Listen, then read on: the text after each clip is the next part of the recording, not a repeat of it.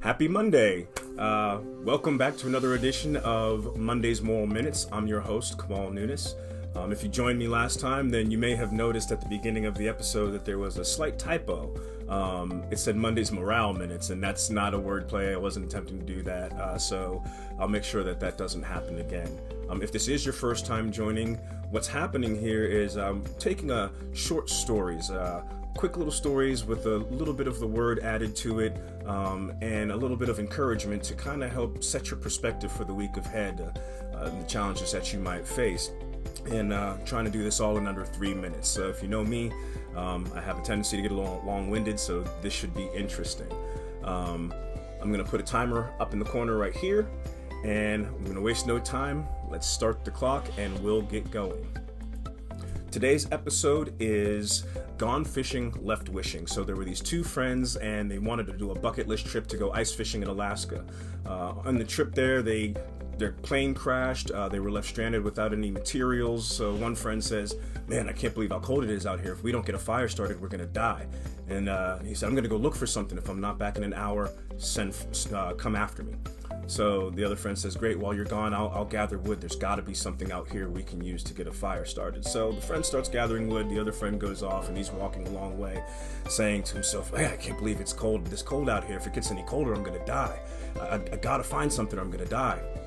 And he comes to this cliff and he sees that it's a long ways down, and he's like, "Oh, hold on a second." He puts his hand on a rock and he feels the ice, and the cold grip of death grabs him, and he stops. He says, "I need to gather myself for a second." Steps back, sits down, and there he passed away. An hour goes by and his friend starts looking for him. He says, "You know what, there's got to be something out here to start a fire. I'm going to look, but I'm going to follow these tracks." And he eventually comes upon the remains of his friend sitting there. And he puts his hand on the side of the wall where his friend is, and he feels the same cold grip of death. But as he does, he also notices over the cliff there that there was a pond that had frozen over. And an idea, as he felt the ice melt and drip of water go down his hand, he said, "I can use the heat from my body to fashion a lens to use the sunlight to start a fire or a spark." So he goes and he breaks a piece of ice and he does exactly what he said. Able to get a fire started, signal or smoke goes up into the air. The search rescuers come and find him, and this man lives, although unfortunately he was wished that his friend would have been alive with him. The moral of the story is, life and death are in the power of the tongue. Proverbs 18:21 tells us this. So what does that mean for you?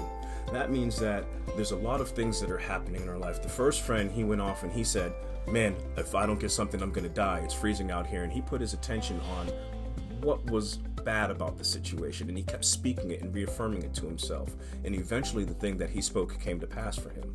But the other friend, his statements were different about his situation, though they were both in the same situation. This friend said, "There's got to be something out here.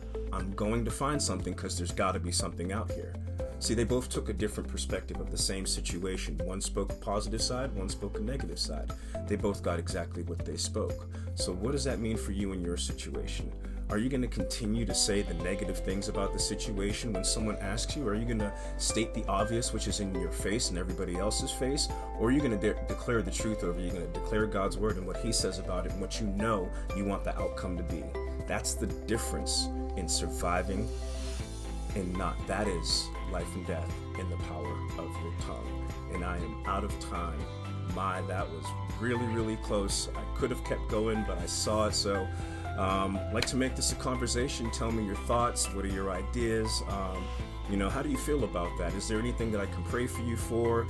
If there are, leave them in the comments below. Make sure you click like, share, subscribe, follow me on Facebook.